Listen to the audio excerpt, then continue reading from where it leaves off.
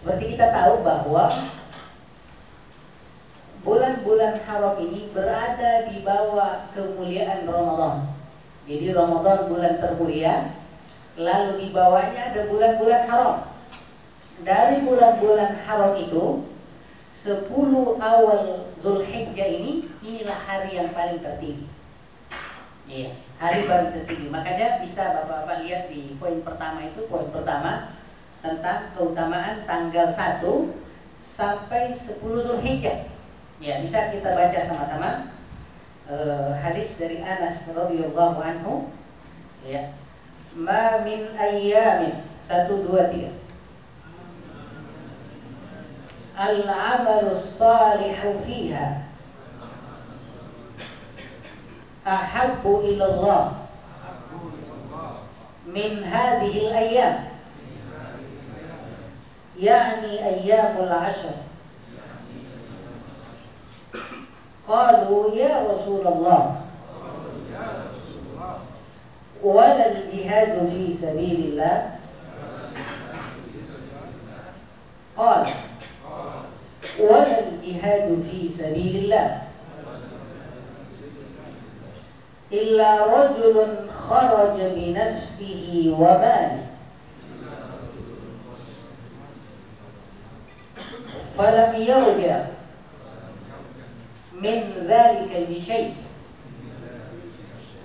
Nah, Bapak sekalian, hadis ini yang menegaskan keutamaan amal soleh yang ada dari sejak tanggal 1 Zulhijjah hingga kemudian tanggal 10 Zulhijjah.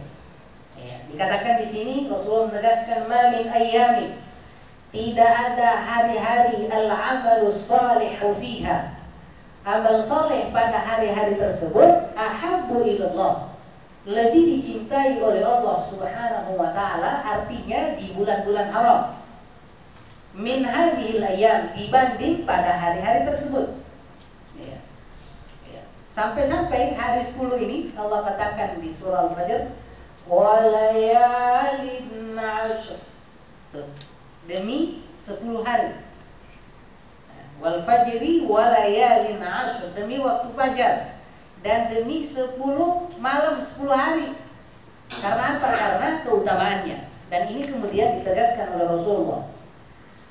Kalau sahabat manakala kemudian disampaikan demikian, mereka bertanya, ya Rasulullah, wahai Rasulullah, walal jihadu fi sabilillah, termasuk jihad di jalan Allah saja yang sering kita dengarkan sebagai amalan utama.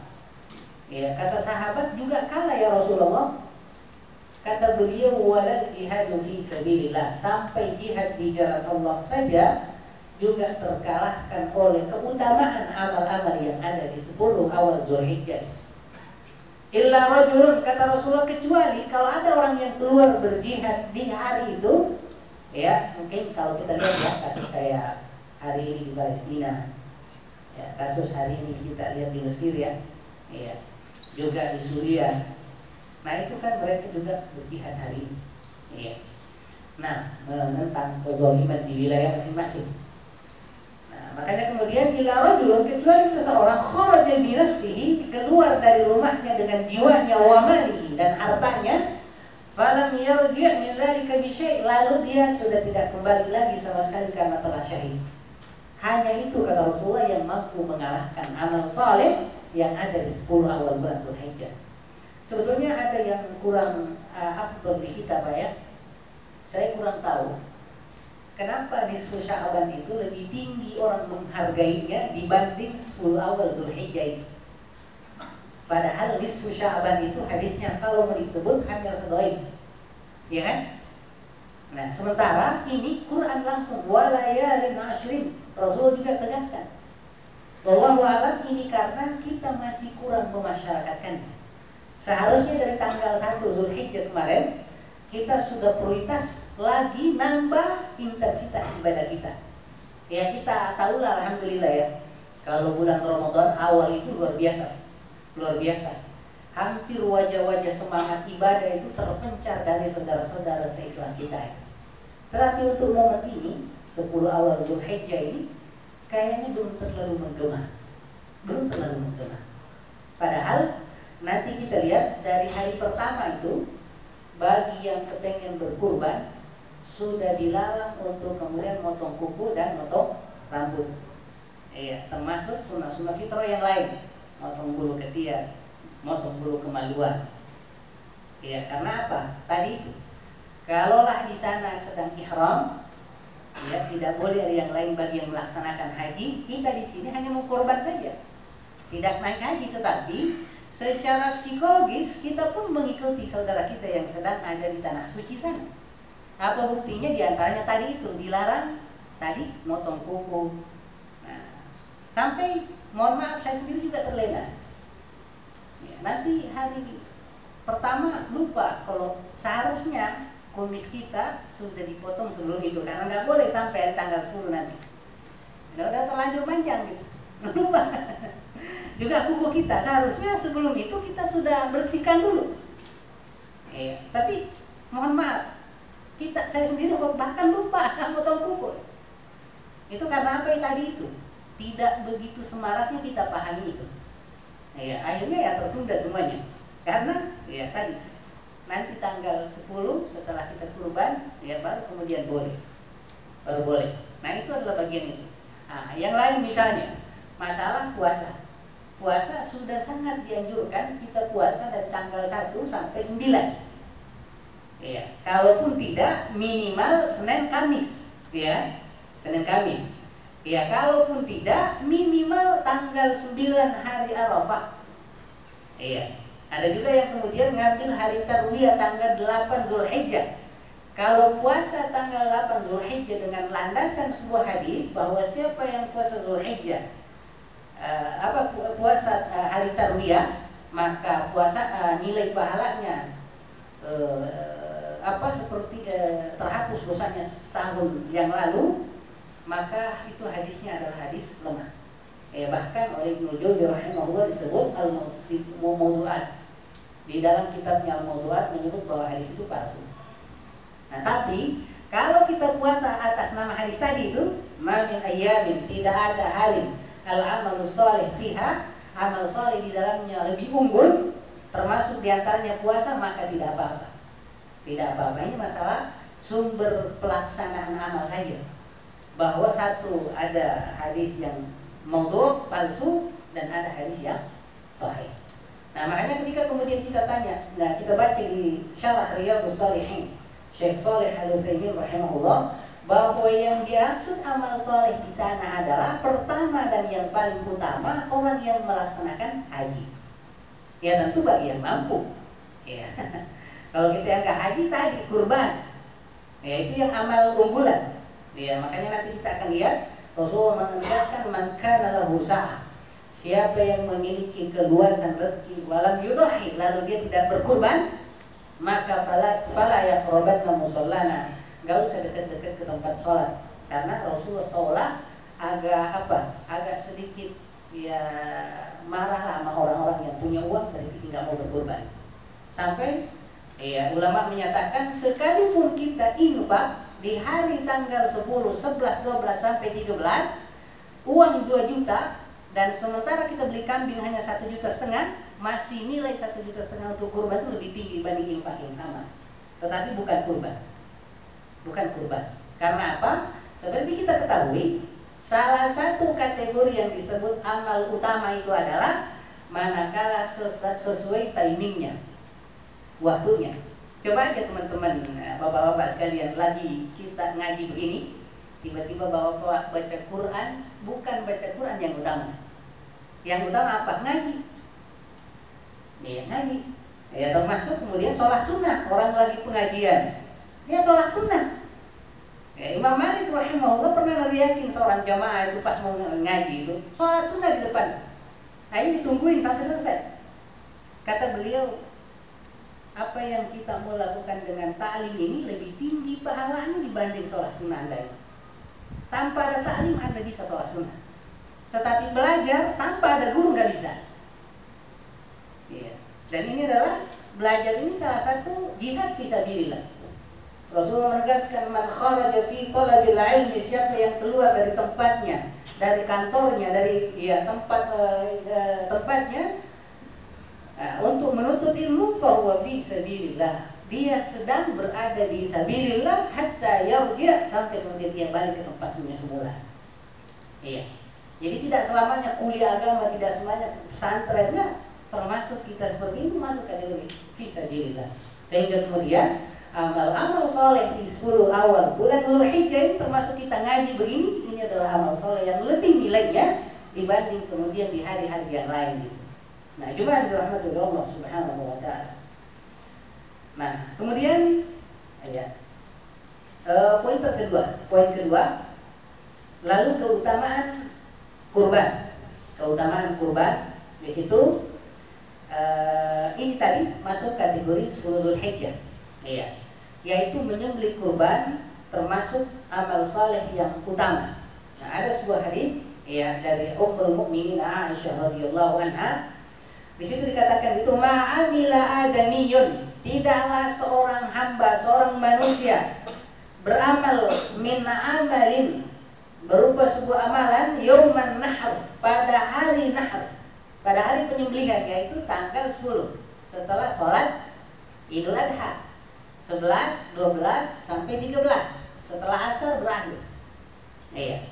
Nah, dikatakan di situ kemudian yauman nahr min ihraqid dam, dibanding mengucurkan darah. Ya, mengucurkan darah. Nah, yang dimaksud ini adalah kurban tadi itu. Iya.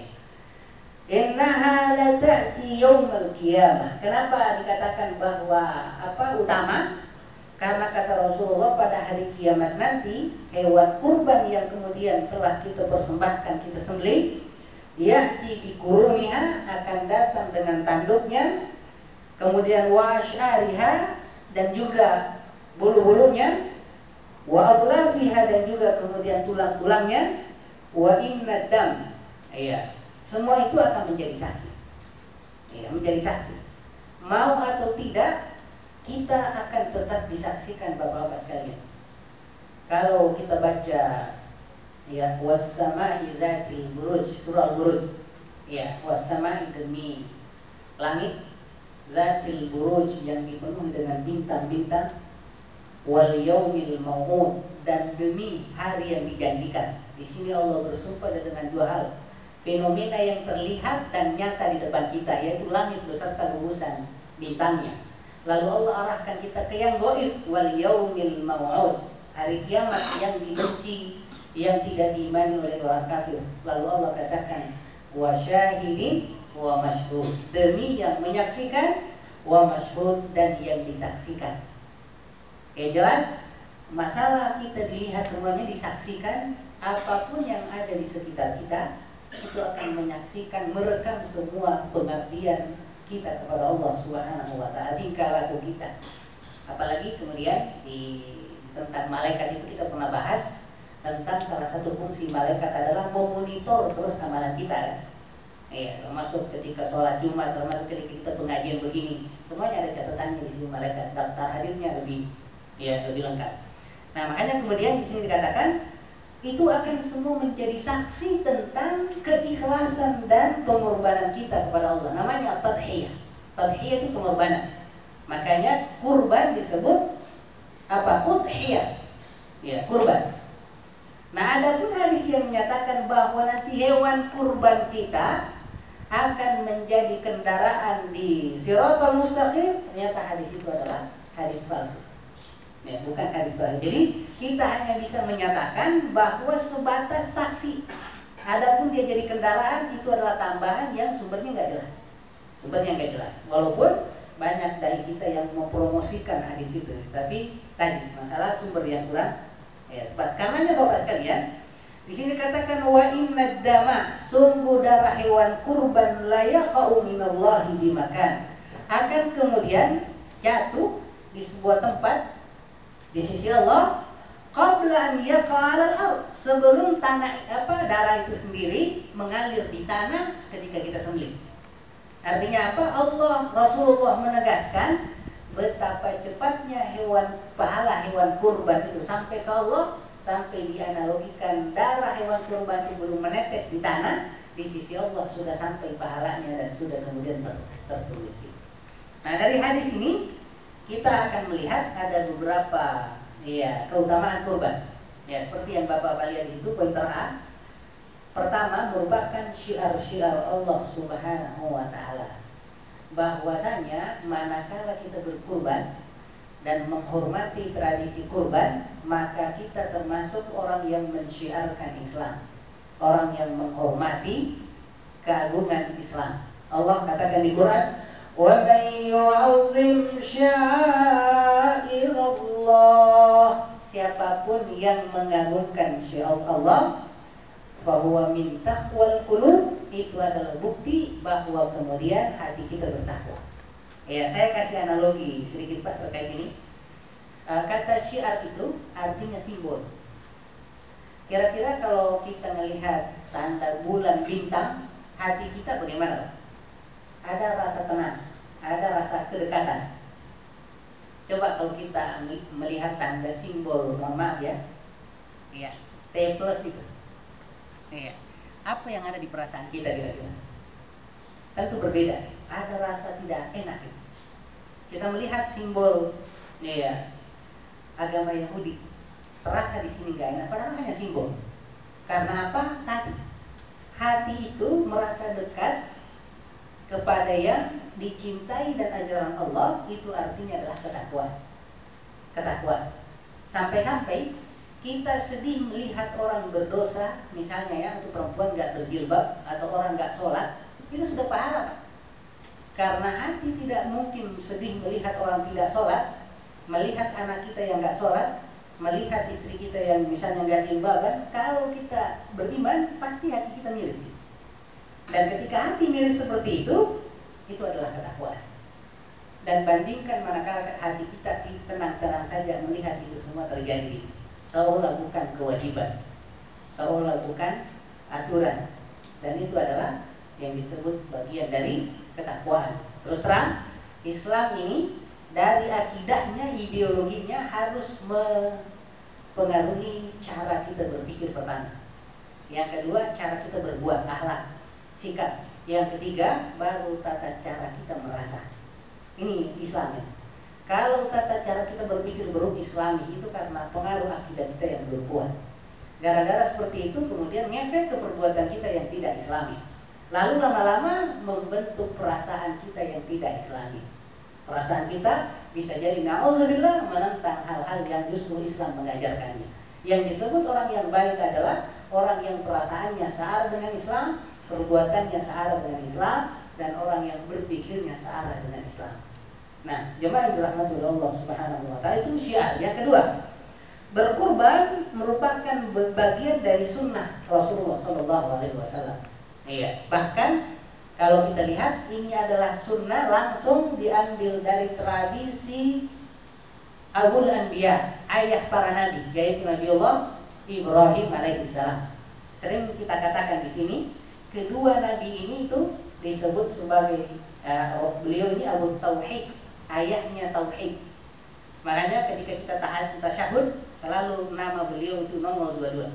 Asyhadu an la ilaha illallah wa asyhadu anna Muhammadar Rasulullah. Allahumma sholli ala nabiyina Muhammad wa ala ali nabiyina Muhammad. Kama shallaita ala Ibrahim wa ala ali Ibrahim. Nama ini nomor 22. Kenapa? Penghargaan terhadap nilai tradisi yang telah dibawa oleh Abu Tauhid, Nabiullah Ibrahim, lalu kemudian Rasulullah Sallallahu Alaihi Wasallam. Masuk kategori kedua haji.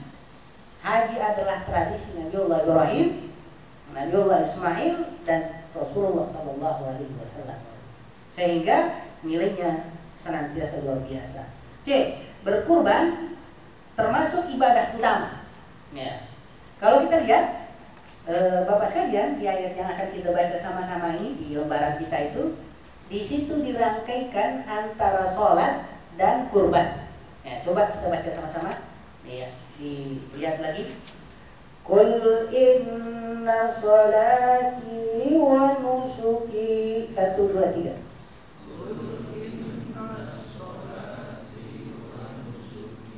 Wa mahyaya wa mamati lillahi rabbil alamin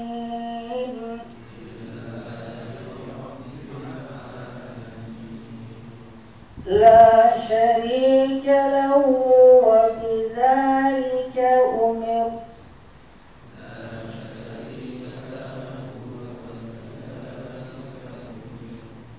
وأنا أول المسلمين.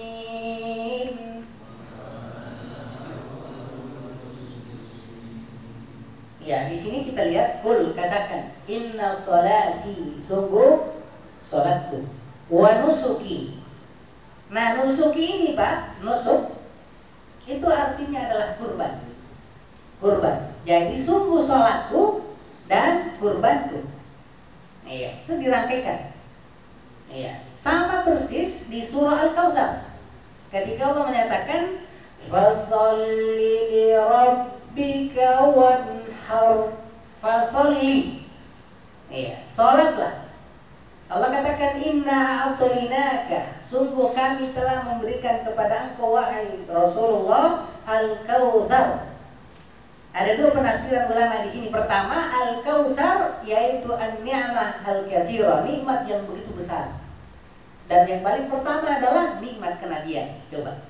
Sampai-sampai Rasulullah menjadi direktur para nabi. Iya kan? Sayyidul Anbiya'i wal Mursalin. Iya. Nah itu yang pertama. Itu saja luar biasa. Semua nabi harus mengikut Rasul, itu saja ya, sudah luar biasa. Belum Islam ini mengungguli semua yang ada. Belum lagi Quran ini mengungguli semua kitab suci yang ada. Baru Al-Fatihah saja dan kemudian menutup surah Al-Baqarah, kitab suci yang lain sudah tak mampu baginya. Makanya Allah katakan wa muhaiminan alaih. Quranlah yang mengungguli, mengatur, ya, menjadi standar kebenaran dari kitab suci dan agama-agama sebelumnya. Ya. Nah, jemaah dirahmati oleh Allah Subhanahu wa taala. Di sini katakan ada juga yang mengatakan yang disebut Al-Kautsar di situ adalah apa? Telaga. Yang situ kita dengarkan dengan telaga Al-Kautsar itu. Yang jelas konsekuensi dari nikmat itu pada Allah, fasholli. Wujud syukurnya, wujud kalian berterima kasih adalah kalian sholat. Itu satu. Ya, yang kedua, wanhar, berkurbanlah. Yang disebut yaumun nahar, hari berkurban. Artinya apa Bapak-bapak sekalian? Kita lihat Islam ini memadukan antara kesolehan pribadi yang sifatnya ke Allah, yaitu sholat, lalu kemudian kesolehan sosial yang sifatnya ngefek kepada sesama manusia. Nah, kalau ini kita mau ceritakan luar biasa. Pertama, kemarin habis di Ramadan kita kan juga puasa ya. Puasa itu mirip sama sholat, langsung sama Allah. Langsung sama Allah. Efek daripada puasa ini adalah apa? Supaya kita mendapatkan pelajaran langsung dari Allah, merasakan begitu beratnya yang disebut lapar itu. Kita Pak kalau hanya dengar lapar, enggak susah memahaminya Pak. Sakit, dengar orang sakit itu susah memahaminya. Dengar orang makan kuliner teristimewa itu hanya bilang, enaknya, itu aja. Tapi kalau bukan kita yang merasakan secara langsung, susah mendapatkan efeknya. Makanya kemudian di Ramadan tidak ada istilah hanya orang miskin saja puasa kan. Pokoknya semua orang puasa di Ramadan. Sampai yang kaya pun tetap tidak boleh makan mulai dari sejak terbit fajar, azan sampai kemudian maghrib. Padahal apa? Semuanya adalah milik kita, uang kita, bahkan mohon maaf istri-istri kita. Kenapa kemudian di bulan Ramadan gak halal di siang hari? Karena apa? Allah mau menyatakan, coba kalian hanya terbatas laparnya hanya dari pagi sampai kemudian azan, kalian sudah kemudian teler-teler semuanya. Itu orang miskin itu gak ada jedanya Pak. Tidak ada batasnya karena yang mau dimakan itu gak ada. Kita ada, cuman bersabar aja. Yang jelas maghrib ya ada yang sampai balas dendam kan.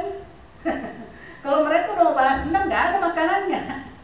Ya, supaya apa? Konsekuensinya lalu diminta mengeluarkan zakat fitrah itu. Ya, dan diminta di malam lebaran sampai besoknya kita lebaran Idul Fitri, diminta jangan ada orang muslim makan saja nggak ada. Harus semuanya berbahagia di Idul Fitri. Sampai-sampai kita habis-habisan bayar uang mudik, mobil diperbaiki, diri kita diservis, jangan sampai sakit di jalan. Nah, semuanya diservis habis-habisan. Iya. Dan setelah itu adalah zakat. Seolah-olah seperti tadi. Nah, sekarang setelah lewat bulan Syawal, muncul Dzulqa'dah, sekarang muncul Dzulhijjah, seolah Allah menyatakan saatnya kalian bersyukur. Yang kalian syukuri hari ini adalah nikmat hewan ternak. Ini hewan ternak ini kalau mau dibahas di Quran Pak banyak sekali. Di antaranya apa? Nikmat kendaraan. Karena di zaman dulu, ya, zaman Rasulullah, kendaraan itu hanyalah hewan ternak. Hari ini kita nyembeli, kemudian apa? Kita nyembeli kurban kita. Alhamdulillah mobil kita masih ada di garasi. Kalau di zaman itu coba aja sembeli otaknya Pak, langsung kendaraannya hilang juga. Karena emang kendaraannya itu ya Pak. Kendaraannya itu satu. Yang kedua, di zaman dulu kulit hewan ternak itu sama hari ini dijadikan sebagai industri. Iya, di antara yang sama itu adalah orang kan nomaden, belum punya rumah khusus, mereka kemudian memakai sebagai kemah. Itu semua Bapak-bapak bisa lihat di surah Al-Hajj dan di surah An-Nahl. Semua pembahasan tentang nikmat transportasi. Zaman dulu belum ada Ayla dan Agia, zaman dulu belum ada dan sebagainya. Hari ini alhamdulillah sampai pesawat terbang ada. Kata Allah, kenapa kalian gak mau mensyukuri nikmat hewan ternak itu? Kalian minum susunya, kalian makan dagingnya, kenapa kalian tidak mau? Kenapa gak mau berkurban kayak gitu? Ya jemaah dirahmati Allah Subhanahu wa taala. Artinya apa? Di bulan ini Allah SWT menyatakan orang miskin yang susah beli daging untuk memenuhi kebutuhan hewaninya, setelah sebelumnya terpenuhi kebutuhan ininya, kebutuhan pokoknya berupa makan, hari ini kepenuhilah kebutuhan gizi hewani mereka. Iya, infakkan ke mereka minimal 1/3 dari hewan kurban kalian. Iya, walaupun 2/3 itu 1/3 untuk keluarga, 1/3 lagi untuk dihadiahkan ke keluarga yang memang kaya. Karena memang tetap sekalipun kita kurban, terutama yang dekat masjid, diminta tetangga tetap diberikan. Sekalipun tetangga itu orang kaya, sebagai hadiah. Atau sekalipun tetangga itu orang non-muslim, kalau dia non-muslim dia dikasih hadiah bukan sedekah. Iya. Nah ini jamaah yang dirahmati Allah Subhanahu wa taala. Nah, syariat kurban, ya, poin ketiga itu, ya. Nah ini udah mulai ngomong tentang alasan kenapa hak kurban itu ada. Di sini katakan, wal budana ja'alna lakum min sya'airillah. Wal budana, dan unta, ja'alna lakum, kami jadikan untuk kalian min sya'airillah, salah satu syiar Allah. Nah ini udah kurban, ya, untuk kemudian unta. Kenapa unta disebutkan secara khusus? Karena kurban paling utama bagi yang memungkinkan beli unta itu yang utama. Dan kita tahu Pak, unta itu diciptakan khusus oleh Allah Subhanahu wa taala untuk kendaraan apa? Padang pasir. Coba. Hari ini orang kalau mau jual mobil sampai ngadakan penelitian kondisi cuaca, kondisi jalanan Indonesia. Katanya salah satu yang laku keras kayak apa itu? Iya, kayak mobil Avanza itu. Pernah gak bapak-bapak keluar daerah gak ada mobil Avanza? Iya, katanya kenapa alasannya? Katanya karena ya tadi penelitian. Yang Allah ciptakan unta itu luar biasa, luar biasa.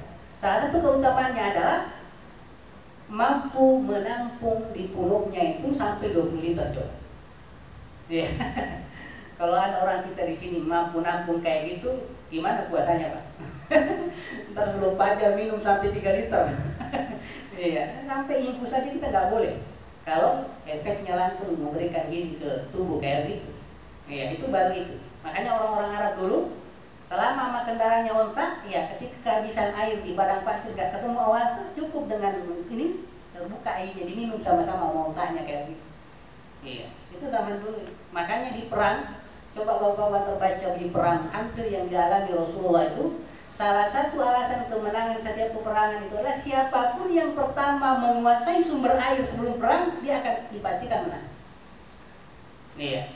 Gimana di tanah Arab coba? Dapat dari mana orang perang habis-habisan? Habis airnya. Nah, mungkin bawa air banyak-banyak, belum ada air galon waktu itu. Iya, belum ada apa-apa itu. Makanya salah satu kemenangannya adalah bagaimana menguasai sumber air duluan sehingga musuh tidak dapat sumber air, airnya cukup, mereka haus, mereka kalah duluan kayak. Nah, cuma itu rahmat dari Allah Subhanahu wa taala. Nah, dikatakan lagi lakum fiha khair, pada hewan ternak itu, onta itu kalian menikmati luar biasa banyak manfaatnya. Fadhkurusmallah, karenanya sebutkanlah nama Allah alaiha, padanya sawafa, manakala disahkan untuk disembelih sebagai hewan kurban. Fa idza wajabat, manakala kemudian junubuha, setelah baring ketika disembelih, ya, mohon maaf, onta itu disembelih enggak baring, tapi sambil berdiri dari atas, bukan dari ya.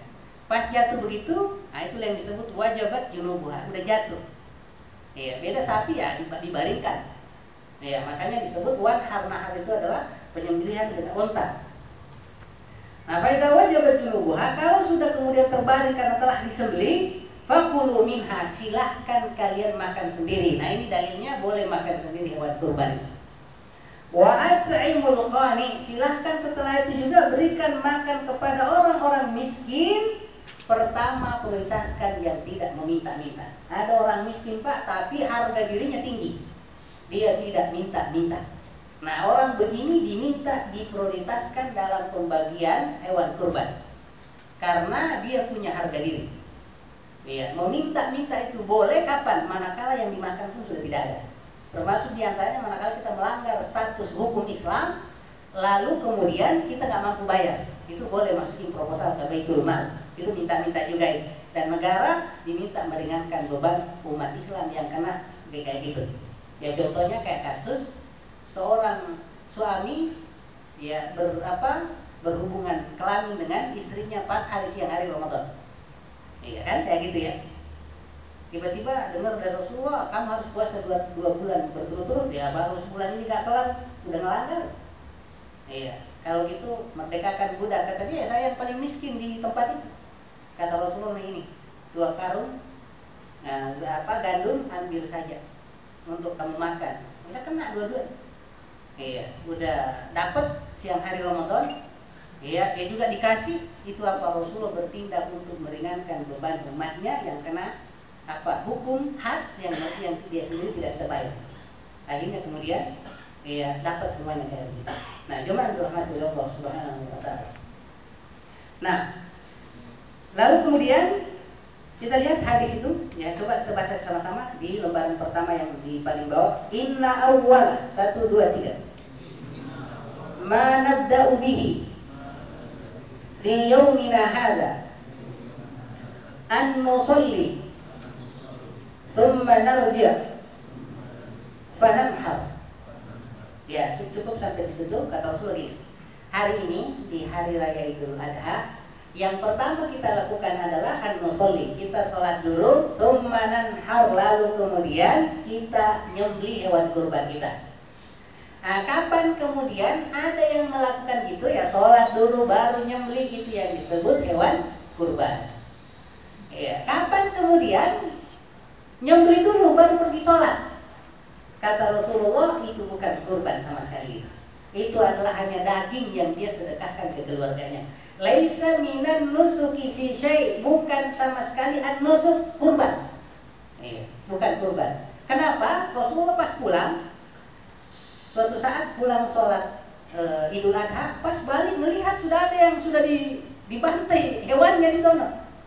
Kata Rasulullah, kok cepet amat? Perasaan kita baru selesai. Kata sahabat yang lain, dia belum sholat udah nyembelih duluan ya Rasulullah. Kata dia, ini salah. Ini salah. Masa udah disembelih dulu baru sholat? Ya, akhirnya Rasulullah ngeluarin pendapat hadis itu, bahwa yang pertama sholat dulu, baru kemudian nyembelih kurbannya. Jangan terbalik. Ya sama kasusnya dengan pembagian zakat fitrah. Ya baginya setelah orang sholat Idul Adha, ya kasihan orang miskinnya. Pas pembagian zakat fitrah itu seharusnya sudah selesai sebelum Idul Fitri besok. Karena yang dimaksud di situ adalah mereka bahagia di saat kaum muslimin semuanya berbahagia kayak. Jadi tunda sampai sehari setelahnya. Orang miskinnya udah lapar duluan, bahkan melihat orang makan-makan dia nggak dapat. Ini nggak sesuai dengan hikmahnya. Nah, jemaah yang dirahmati oleh Allah Subhanahu wa taala. Nah, lalu kemudian hukum kurban. Hukum kurban ini sunnah muakkadah. Nah, sekarang kurban atas nama orang yang sudah meninggal. Ya, Bapak-bapak bisa lihat itu ada 3 kategori. Pertama, orang yang meninggal bukan sebagai sasaran kurban utama. Maksudnya bukan yang atas nama satu kambing atau satu sapi, tetapi dia hanya statusnya ngikut ke kurban keluarganya. Contohnya, kalau misalnya sapi bisa 7 orang, maka orang meninggal yang ikut di situ misalnya 3, orang hidup 4, maka ulama menyatakan itu boleh. Boleh. Bagi yang menyatakan itu boleh. Nah, kalau lebih atau semuanya orang meninggal 7 orang, ada ulama kita memandang tidak boleh. Karena asli hewan kurban adalah untuk orang hidup. Alasan pendapat ini adalah bahwa yang dianjurkan kurban itu yang masih hidup. Yang udah meninggal nggak lagi. Tapi mohon maaf, tidak semua ulama menyatakan bahwa tidak boleh kurban bagi orang meninggal. Ada yang menyatakan di antara mereka enggak, selama ibadah itu kategorinya ibadah harta, ibadah maliyah harta, infak, sedekah, meniatkan pahalanya untuk almarhum, semuanya boleh termasuk hewan kurban. Nah ini karena memang ini enggak jadi kesepakatan. Iya. Walaupun sekali lagi tetap diprioritaskan orang yang masih hidup, orang yang masih hidup. Iya. Nah itu yang pertama. Yang kedua, berkorban khusus untuk orang yang telah meninggal tanpa ada wasiat dari mayit. Jadi nggak ada wasiatnya. Ya, dia hanya anaknya yang kepingin memberikan pahala, mentransfer pahala ke orang tuanya. Sebagian ulama mazhab Hambali menganggap ini sebagai satu hal yang baik dan pahalanya sampai ke almarhum. Nah itu tadi yang pendapat itu kita sebutkan, bahwa ada ulama menyatakannya sah, walaupun ada ulama lain menyatakannya bidah. Mohon maaf. Kenapa alasannya? Karena Rasulullah, istrinya Khadijah saja udah meninggal, ketinggalan informasi beliau berkurban khusus untuk Khadijah. Juga ada Hamzah bin Abdul Muttalib meninggal di perang Uhud. Ya, paman beliau yang paling duluan masuk Islam. Nah, ya, malah tidak terdengar beliau kurban atas nama Hamzah. Itu alasannya bagi yang menolak itu. Tapi wallahu a'lam bagi saya sampai insya Allah, karena kategorinya adalah harta. Yang ulama kemudian umumnya mayoritas menyatakan tidak sampai untuk mayit adalah kalau kategori ibadah itu ibadah badaniah, ibadah fisik. Kayak coba gini, saya sholat duhur, saya niatkan untuk almarhum, nggak sampai Pak. Iya. Dari situ kemudian membaca Quran untuk ditransfer pahalanya ke mayat, ulama beda pendapat. Bagi yang menyatakan karena dia adalah ibadah fisik, ngaji itu ditransfer pahalanya, mengatakan enggak. Enggak, enggak.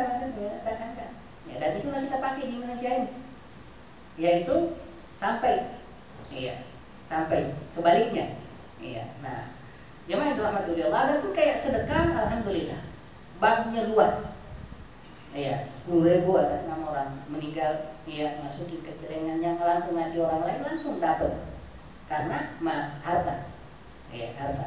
Yang diperdebatkan adalah sekali lagi ibadah fisik yang ditransfer pahalanya ke almarhum, itu yang ulama beda pendapat itu. Ada yang menyatakan satu dan ada yang menyatakannya tidak. Sehingga wallahu a'lam pendapat saya di sini, sekalipun kurban atas nama almarhum satu kambing tidak ada masalah. Tapi sekali lagi tetap diprioritaskan dulu orang yang masih hidup itu. Wallahu a'lam. Nah, lalu kemudian hewan yang boleh digunakan untuk kurban. Nah, hewan yang boleh digunakan untuk kurban hanya terbatas.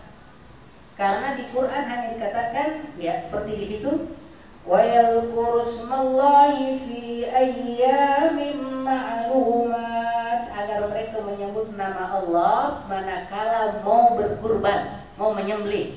Bismillahi Allahu Akbar. Fi ayyamin ma'lumat, pada hari-hari yang tertentu, yaitu tanggal 10, 11, 12, dan 13. Itulah hari tertentu. Alama razaqahum, karena mereka telah mendapatkan rezeki berupa apa? Bahimatul an'am, hewan ternak. Nah, hewan ternak yang masuk kategori ini hanya pertama diantaranya adalah onta, yang kedua sapi, yang ketiga adalah kambing Jawa, atau domba. Nah, ini aja yang 4 ini. Adapun kerbau, ulama memandangnya sama status hukumnya dengan sapi. Sama status hukumnya dengan sapi. Wallahu a'lam. Walaupun begitu agak jarang kita temukan ada yang kurban pakai kerbau. Jarang kan? Padahal ulama mengandainya sama saja sama sapi. Sama sama sapi. Wallahu a'lam, mungkin karena yang disebutkan adalah sapi. Iya, sehingga orang pada cenderung kemudian menggunakan sapi, tidak kemudian untuk kerbau. Nah, lalu kemudian 7, umur hewan kurban. Ya, ini masalah umur perlu juga kita perhatikan karena ada yang diutamakan. Nah, ya. Bisa kita baca sama-sama? La tanbahu 1 2 3. Illa musimna. Illa an ya'sura alaikum. Fatazbahu jaza'ah minad dha'mi.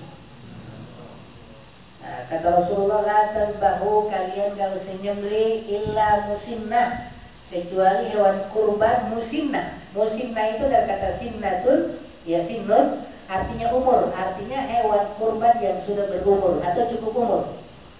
Illa an ya'sura alaikum, kecuali udah muter-muter nyari di Jakarta nggak ketemu yang berumur, yang adanya hanya di bawahnya dikit.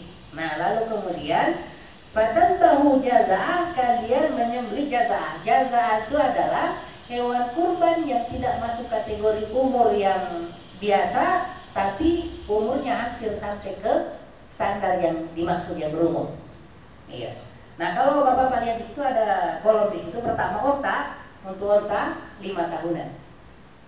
Ya, ini onta yang dimaksud kalau kita naik haji. Kalau kita di Indonesia itu ada di Ragunan.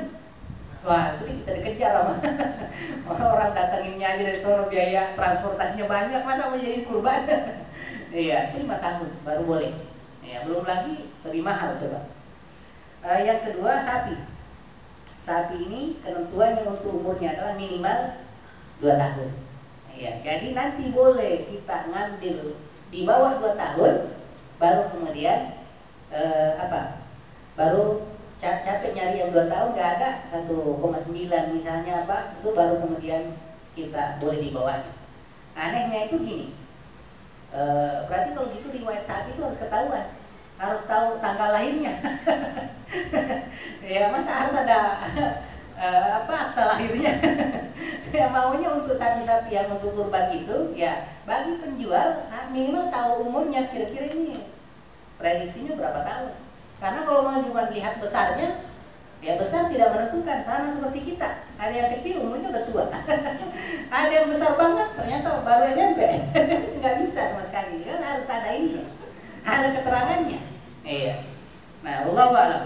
Ya, nggak tahu apakah kita sudah di kurban sudah minimal mempertanyakan hal seperti itu, wallahu a'lam. Iya. Lalu kemudian Bapak sekalian, ada hal lain sebelum kita tanya jawab. Yang dimaksud misalnya sapi itu 7 orang, yang dimaksud itu apa?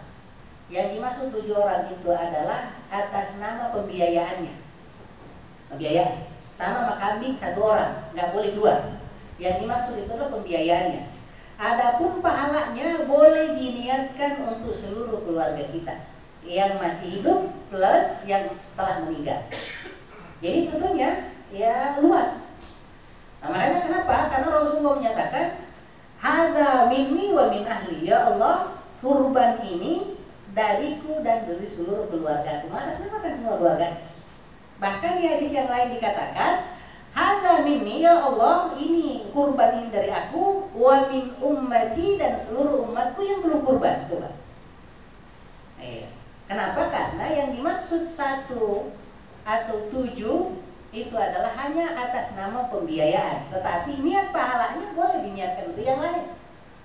Nah, bagi yang berpendapat seperti ini tidak harus kemudian kita meniatkan ini untuk anak saya yang di SMA misalnya, yang pertama ini, kambing kedua ini untuk anak saya yang sudah masih di SMP. Karena apa? Tetap kan kita yang bayar. Sementara mereka juga belum punya penghasilan. Yang diminta kurbankan orang yang punya kemampuan. Kalau enggak ya nggak usah atas namakan anak. Pokoknya ini dari keluarga siapa. Nah, atas nama bapaknya. Pas nyembelih ya bapaknya dan diniatkan untuk seluruh pahala untuk keluarganya. Ya walaupun ya paling pertanyaannya gini, yaitu kurang ini Ustaz. Kurang memberikan nuansa bahwa sang anak sudah merasa punya tanggung jawab kurban. Nah, itu paling sisi itu. Ya kalau mau begitu ya silahkan. Silahkan. Makanya kemudian kayak kurban urunan satu sapi satu sekolah. Ya kalau nggak atas namakan 7 orang tuh nggak boleh. Ini semuanya satu sekolah, nggak bisa. Harus satu sekolah itu hanya bergiliran. Misalnya yang masuk di situ gurunya 7 orang. Walaupun pembiayanya nyumbang dari sana kan, tapi pembiayaan itu nanti yang masuk pas disebutin pas disembeli nanti adalah 7 orang. Iya. Jadi nggak bisa nih dari Lemak berapa 7 sapi. Ini dari Lemak semua nggak bisa. Harus ada person-personnya itu satu sapi 7 orang disebutin perwakilannya. Nggak bisa perusahaannya atas nama 7 orang. Tidak ada kategorinya. Ya paling nanti gimana ya? Tinggal diganti tiap tahun dia ganti nama. Ya, wallahu a'lam. Jadi saya pikir itu ringkasan itu kurban. Silahkan kalau ada yang perlu kita diskusikan sama-sama sebelum kita tutup. Ya silahkan Bapak sekalian. Ya kalau ada yang ya terkait dengan ini. Ya, ya silahkan Pak. Tadi untuk 10 hari Indonesia sebelum kurban itu kan dilarang memotong kuku sama rambut ya. Larangan itu masuk hukum haram atau makruh? Oh iya. Sebetulnya bukan dari di tanggal 10 dari tanggal 1 kemarin dari hari Minggu ya. Dari hari Minggu saya temukan pembahasan ulama hanya sampai kemudian tidak sampai haram. Ya, cuman makruh. Ya, makruh. Jadi kalau ada yang belum tahu lalu kemudian dia motong itu ya hanya mengurangi keutamaan saja. Tidak berarti bahwa batal kurbannya enggak sampai segitu. Nggak sampai. Ya, apalagi kalau dia belum tahu, ya nggak masalah.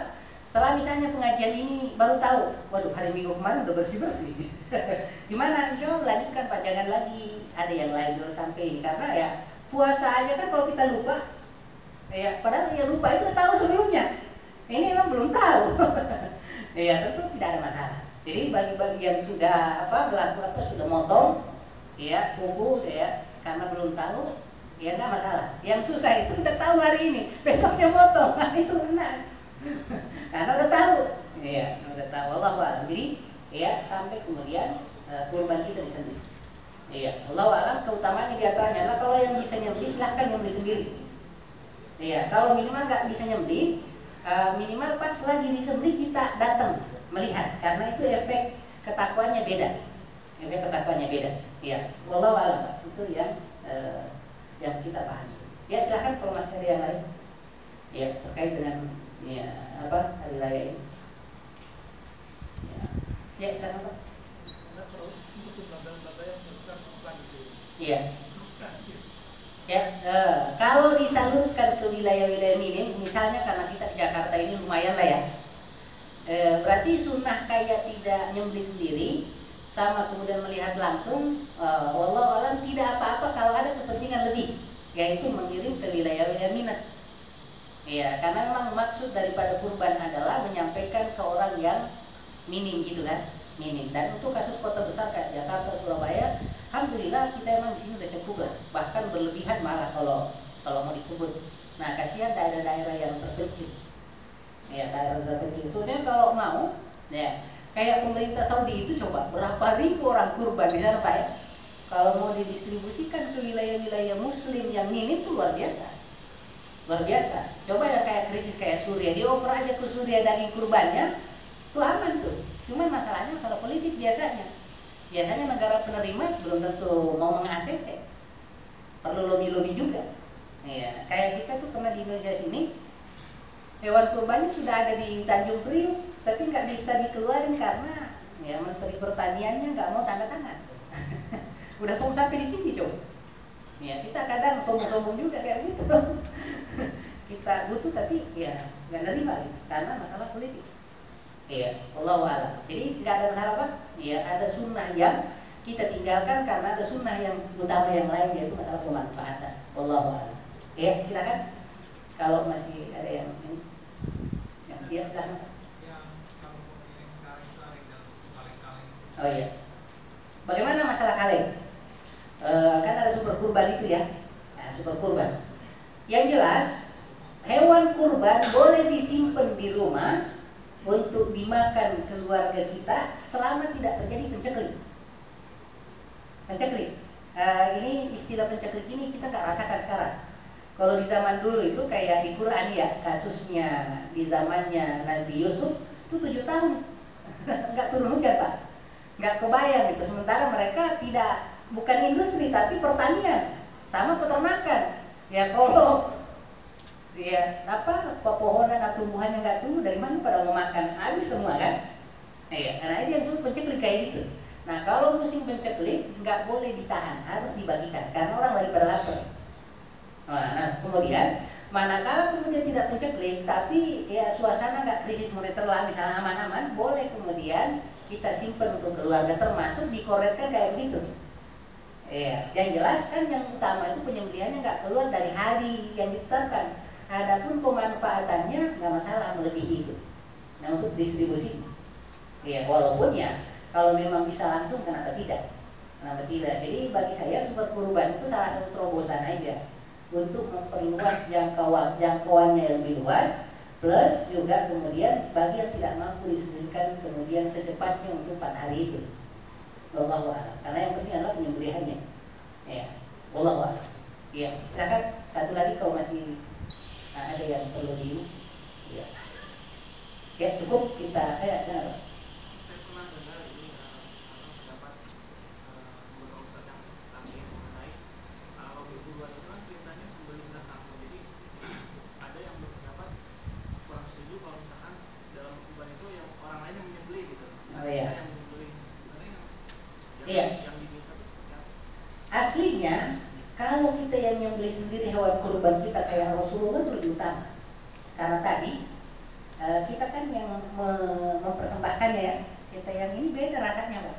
Beda rasanya dibanding diorderkan ke orang lain. Cuman masalahnya tentu kita nanti pede kalau kita terbiasa nyembelih.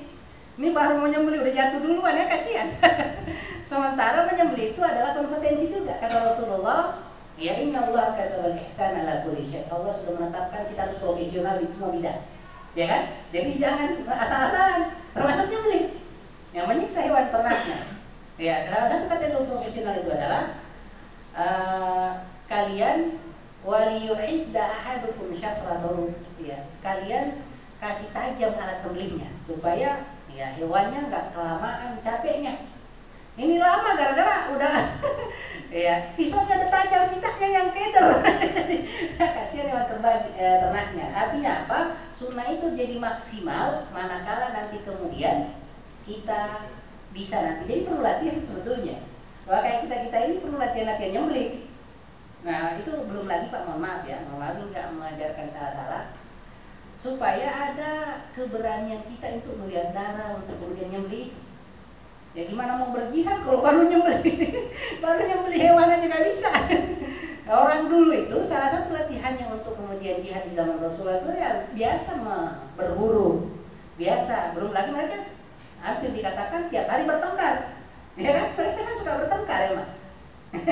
Kalau sekarang alhamdulillah yang suka bertengkar ya masuk ABRI, masuk polisi, ada tempatnya. Ya kalau masih mau ya bisa ninju, ada ringnya. Ya kan? Nah, lama-lama kayak gitu. Nah, hari ini ketika kemudian dunia ini aman, ya kita kurang atletis. Padahal al-mu'minul qawi, mukmin yang kuat itu lebih dicintai oleh Allah, ya, dibanding yang gemulai. Kayak gitu, artinya kita harus olahraga. Makanya dalam Islam nggak ada yang bilang tuh sampai memanah itu olahraga, itu masuk ibadah. Alimu auladakum musibah, ajari anakmu ya renang, warimaya, nembak ataupun apa itu olahraga, itu masuk kategori ibadah dalam Islam. Jadi kita lari-lari pagi itu di Taman Suropati atau di mana itu ibadah dalam Islam. Ya artinya walau yang penting kita sadar ya udah sholat subuh baru olahraga, olahraga kagak sholat ya salah ibadah. Ya Allah alam. Jadi itu Pak ya. Jadi untuk lebih afdal memang kita sama persis kasusnya orang tua kita meninggal yang sholatnya orang lain. Ya seharusnya kita Pak. Seharusnya kita, karena yang kehilangan kita tentu kehusuannya beda. Kita lihat Rasulullah coba.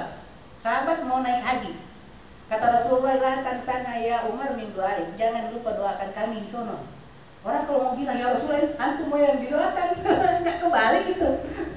Ya tadi, karena orang dalam perjalanan naik haji dan dia yang langsung ke sono beda dengan orang yang tidak pergi. Yang langsung. Ya kalau begitu kan ya, sebaiknya kita semua latihan sholat mayat ya iya. Kalau perlu kita yang kemudian bungkus kain kafannya. Tapi masalahnya kan, ya kita belum peduli itu. Ya, enaknya sih di order selesai, berapa biayanya, transfer aja ya. Semuanya mau yang instan. Padahal ya beda kasusnya ketika kemudian kita mampu. Mohon maaf, ya, pas orang tua kemarin meninggal, saya juga sedih belum belajar cara mengamani mayat itu. Akhirnya bisanya hanya nyolatin. Saya sedih belum belajar itu, belum belajar cara mengkafani. Padahal suami istri itu sebaiknya yang mengkafani adalah, ya boleh suami istri saling mengkafani. Ya kayak kasusnya Wija itu udah bisik, terus kalau saya meninggal kita saling ngapain ya, meninggal dulu setelah. Ya, artinya hal-hal kayak gitu itu adalah keterampilan yang perlu kita pelajari. Wallahu a'lam. Ya, kita tutup dengan doa kafaratul majlis. Subhanakallahumma wa bihamdik, asyhadu an la ilaha illa anta, astaghfiruka wa atubu ilaik. Assalamualaikum warahmatullahi wabarakatuh.